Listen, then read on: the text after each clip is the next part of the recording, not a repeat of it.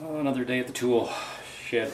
A few weeks ago we put a couple of rubber feet on this guy back here, this compressor, and what I got some questions about was the switch and mechanically how does the switch work on these, or how to wire these in, because it's really an installation job.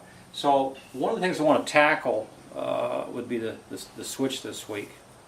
If you're scared of electricity, go get you an electrician that likes pizza and beer.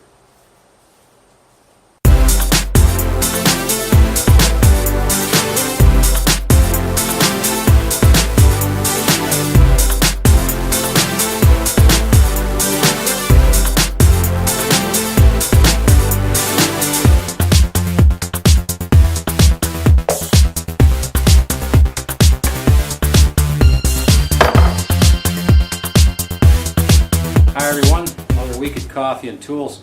This week we're talking about the compressor and a couple of tips and this switch.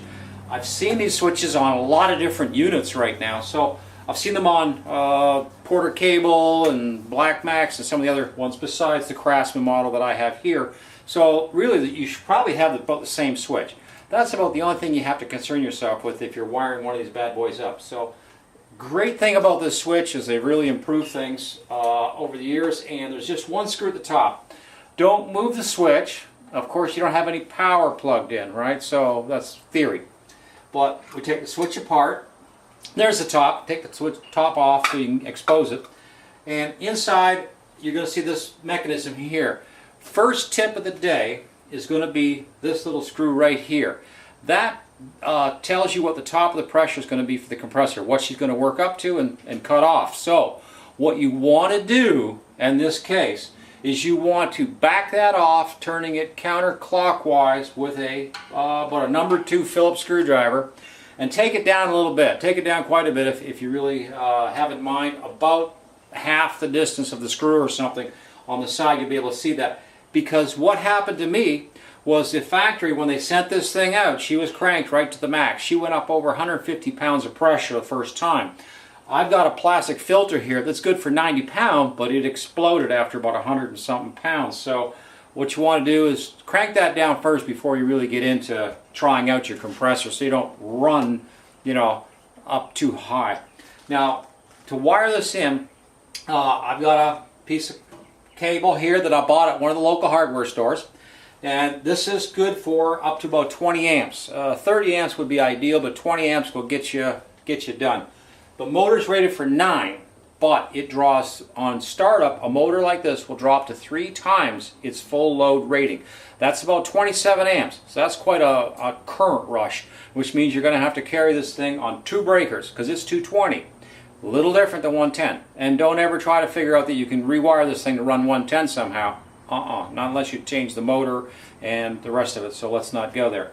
But brand new 220. So you're going to bring the 2 lines in, and what I've got here is a black and the other hot, which is part of my 220. This wire is white. Yeah, so let's see if we can't get a little closer in on that, and you can sort of see that a little bit better. The white wire should be marked with red tape. Now what that is that becomes part of your 220, and what's happening is I've just didn't put some red tape around this to mark it, but it's a red wire because because I said so. Yeah, so there's that, and what you're going to get is get some Stay-Con or type connectors. They're really easy to get a hold of, and they actually just push on like this and push into place on your switch. Get good ones though, good ones that are rated for like 20 amp or so if you can find them, and ones that are of course the same size as the wiring that you're going to be crimping onto. And this is going to be that's about all you have to do on that. And of course when you took this apart, do not move the switch position, because when you put this back on, you want exactly where it was. And that way it'll fit together really easily, and you're not going to be fighting with it.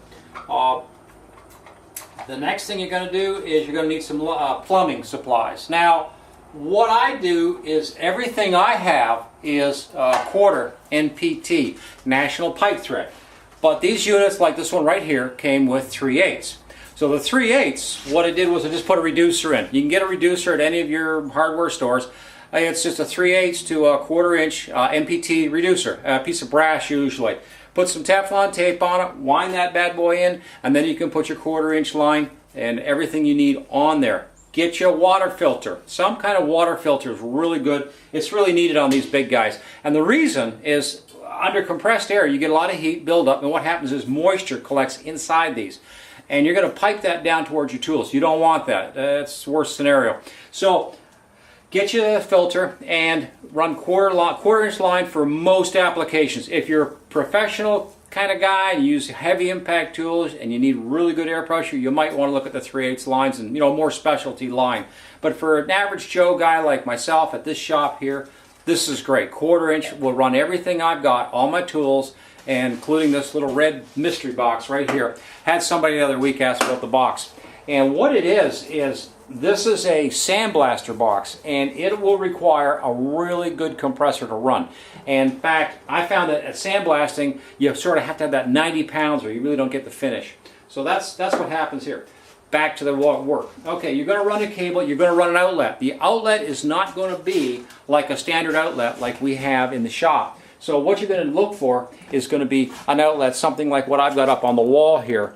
And so we'll just sort of zoom in on a 220 outlet. And you can see the pattern is a little different. And what that is that's your 220 outlet. And you're going to have to get an electrician or do it safely. Somebody's going to install that, get that installed for you off your breakers, a pair of breakers, 30 amp if you're going to run a big guy like this.